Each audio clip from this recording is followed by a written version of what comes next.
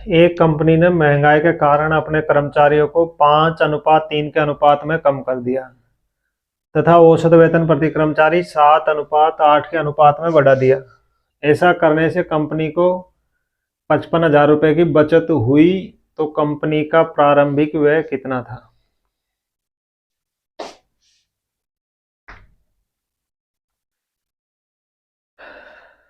तो क्या होता है कि एक कंपनी ने क्या किया, जो उनके कर्मचारी थे, ठीक है, उसको किस रेशियो में कम कर दिया? 5:3 में। यानी कहने का मतलब है कि यदि पहले 5 यूनिट कर्मचारी थे तो 2 यूनिट घटा के अब कितना कर दिया? 3। ठीक है। लेकिन इसके साथ में उसने क्या किया, जो प्रति कर्मचारी जो वेतन था, ठीक है, उसको किस रेशियो में बढ़ा दिया? 7 रेशियो से ये 8 में। यानी पहले यदि औसत प्रति कर्मचारी 7 यूनिट मिलता था वेतन, ठीक है, तो अब कितना मिल रहा?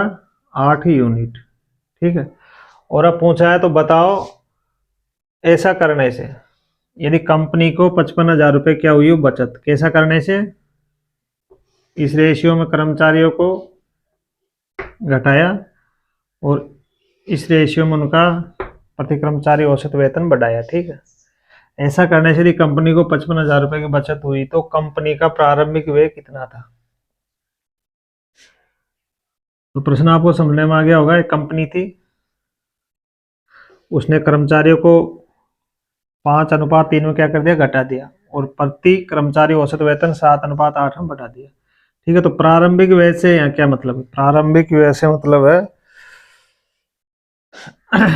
जो प्रारंभ में कर्मचारियों की संख्या गुणा प्रति कर्मचारी वेतन।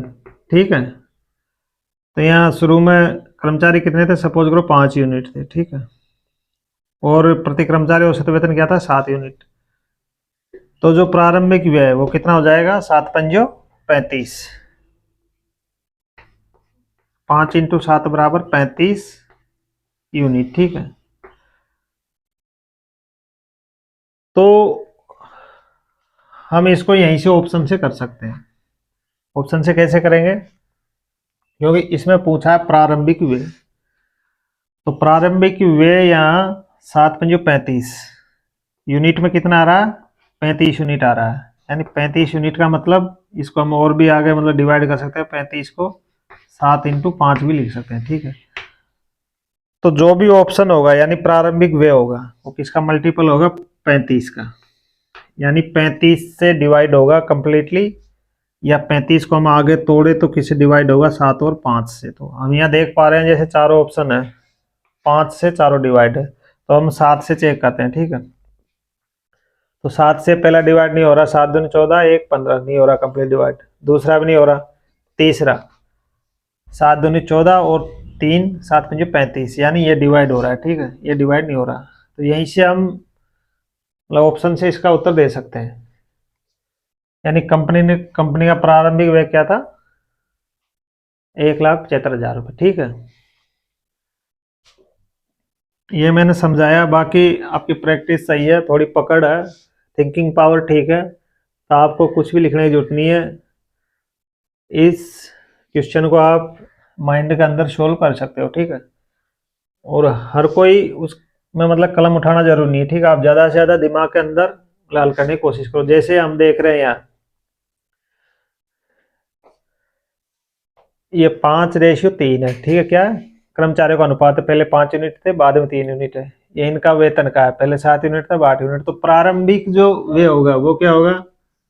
7×5 35 यूनिट। 35 यूनिट यानी 35 के फैक्टर। ठीक है। जो 7 और 5 है, तो जो प्रारंभिक व्यय की जो यूनिट है, ठीक है, उस यूनिट से जो प्रारंभिक वेतन होगा वो क्या होगा? डिवाइड होगा। यानी ये यूनिट उसकी क्या होगी? मल्टीपल होगी। तो हम देख पा रहे हैं यहाँ 35 से डिवाइड होने वाला एक ही ऑप्शन है, ऑप्शन नंबर सी। तो हमारा उत्तर हो जाएगा ऑप्शन नंबर सी, यानी 1,75,000 रुपये। ठीक है।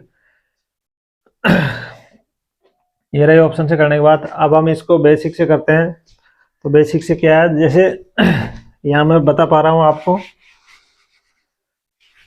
सपोज करो कंपनी में पहले 5 यूनिट कर्मचारी थे, कंपनी ने घटा के कितना कर दिया, 3 यूनिट, ठीक है। ये तो रही कर्मचारियों की बात। और उनका वेतन पहले 7 यूनिट था, बढ़ा के कितना कर दिया, 8 यूनिट। तो प्रारंभिक व्यय क्या होगा, प्रारंभिक व्यय हो जाएगा प्रारंभिक कर्मचारी की संख्या गुणा प्रति कर्मचारी वेतन, ठीक है। तो प्रारंभिक व्यय हो जाएगा 5 × 7 यानी बराबर 35 यूनिट। कितना हो जाएगा, 35 यूनिट, ठीक है। और अब का जो क्या है व्यय, अब का व्यय क्या है, यानी अब के कर्मचारी वर्तमान में कितने कर्मचारी, 3 यूनिट। प्रति कर्मचारी कितना वेतन दे रही है कंपनी, 8 यूनिट। तो कितना हो जाएगा, 8 या 24 यूनिट। तो 3 × 8 कितना हो गया, 24 यूनिट।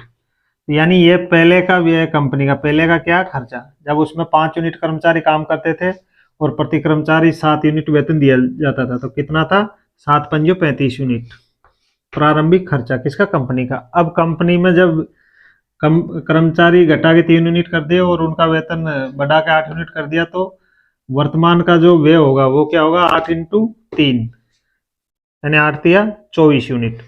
तो हम देख पा रहे हैं पहले 35 यूनिट खर्चा था, अब 24 यूनिट है। इसका मतलब कंपनी को क्या हो रही है, बचत हो रही है। यूनिट में कितने की हो रही है, 35 में से हम 24 को घटाएंगे तो कितनी आ जाएगी, 11 यूनिट। यानी 11 यूनिट की क्या कर रही है कंपनी, बचत कर रही है। अब यहाँ 35 यूनिट उसका खर्चा था कंपनी का प्रारंभिक, 7 × 5 = 35, और यहाँ 8 या 24 यूनिट अब वर्तमान का खर्चा है।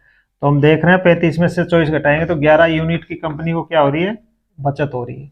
और एक्चुअल में बचत कितनी हो रही है, 55,000 की। तो हम रख सकते हैं ये 11 यूनिट में यदि बचत है तो एक्चुअल में कितनी है, 55,000, ठीक है। तो यहाँ से 1 यूनिट की वैल्यू आ जाएगी कितनी, 11 का भाग देंगे 55 में, 1 यूनिट बराबर आ जाएगा हमारा 5,000।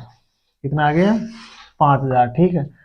तो प्रारंभिक व्यय निकालना है, तो प्रारंभिक व्यय की यूनिट कितनी है, 35। कितनी है,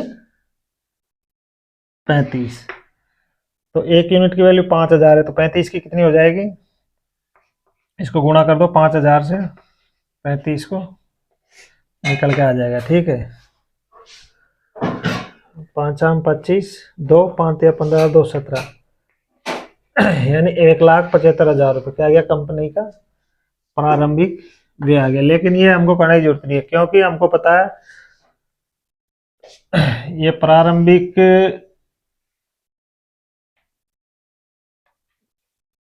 ये क्या है, उसकी बचत है। यानी इसमें पूछा जा रहा है क्या, प्रारंभिक व्यय। तो प्रारंभिक व्यय पूछा जा रहा है, प्रारंभिक व्यय 4 ऑप्शनों में दे रखा है। तो हमने देखा प्रारंभिक व्यय की यूनिट क्या है, प्रारंभिक कर्मचारी और प्रारंभिक प्रति व्यक्ति क्या, प्रति कर्मचारी वेतन। तो 7 × 5 = 35।